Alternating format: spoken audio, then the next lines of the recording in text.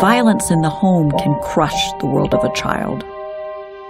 I started hearing my mom scream in the middle of the night, and I walked in and he was beating her. There was always violence since we were born. It would kind of build up and like something big would happen.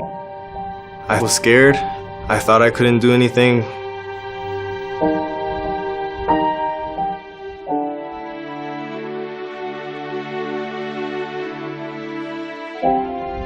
Sometimes people will focus on just the physical abuse. When they think about domestic violence, they forget about the impact that occurs with the kids that are exposed to the violence.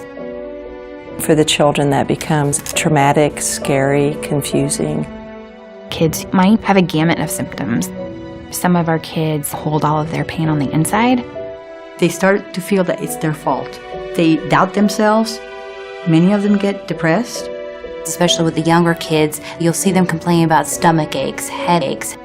And then we have externalizing kids who often use that outward behavior to show their feelings. Picking fights with other kids at school.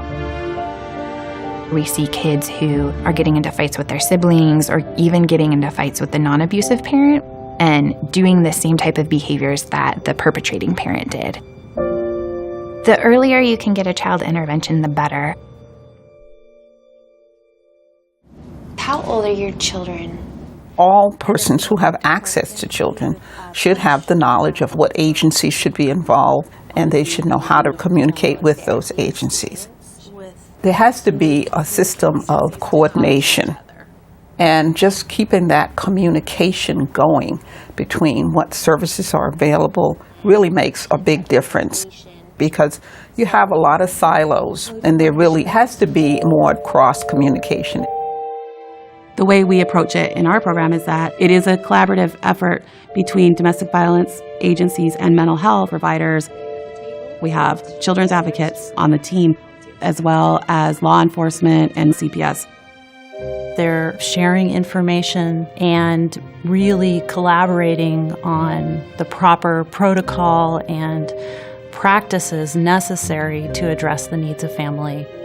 These conversations allowed me to bridge these systems that we're all part of.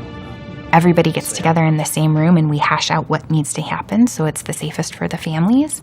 Being part of this group has made me look at things from a different viewpoint. We in law enforcement were so much more focused on the batterer, but we didn't know a whole lot about survivors and their children.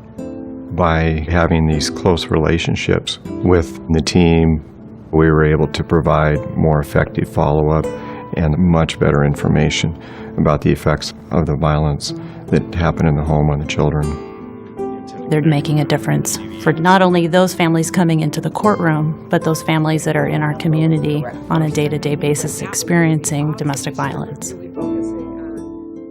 Many times when we talk about victim services, we focus on the individual, but in situations of domestic violence, the entire family may be in crisis. There should be flexibility to make services culturally appropriate, gender-specific if necessary. Doing domestic violence interventions, it's always about what makes sense for this particular family, what is going to create a better living environment for the children. For Latino families, it's impossible to think about the well-being of the mother alone, because the mother is going to say, what about my children? Can I bring them? They're having problems. We originally started Caminar Latino because we realized that there were a lot of Latino women who were going through domestic violence, but that there was no Spanish-speaking support groups at that time. The women told us that we need to work with their children to address the violence that they were witnessing that was going on in the home. Does anyone want to give a quick definition of self-esteem? A lot of the time what we see is the kids not knowing how to handle the situation, how to deal with their feelings, and what to do if violence occurred in the house again. We have structured curricula for the children. We have 5 age-specific groups, and we provide them a safe space where they're able to talk about what's going on at home. When I first started coming to Caminar Latino, I was about 13. My mother and my father were having problems at home, domestic disputes, fights. Once we started coming here, I kind of started getting the hang of how to deal with it more. She's saying things would be better if there was no violence. We work with the youth at all ages because we recognize that the earlier you can get to them, the easier it's going to be to change that behavior and change it for the long term. It's kind of a release valve coming here. If ever we have a problem, a situation, the mentors and the volunteers who come are always here to help us handle what's going on.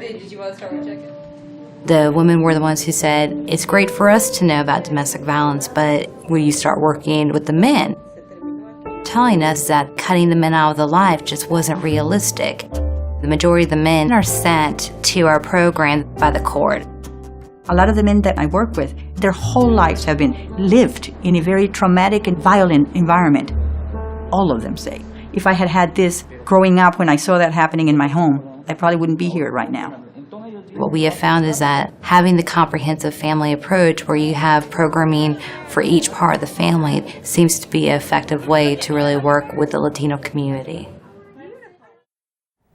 When you are able to use different approaches, reaching out to families, observing parent-child interactions, and documenting this in a structured way, you can say that these kinds of interventions can be effective.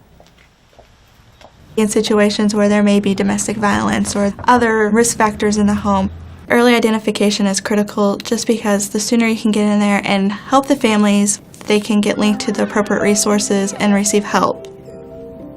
We reach out to those families that have domestic violence, mental health, physical disabilities, anything that would cause additional stress for the family. The home visiting program can teach the caregivers better parenting skills and raise awareness about family violence and the impact of the kids. In-home visitation is a crucial part of what we do.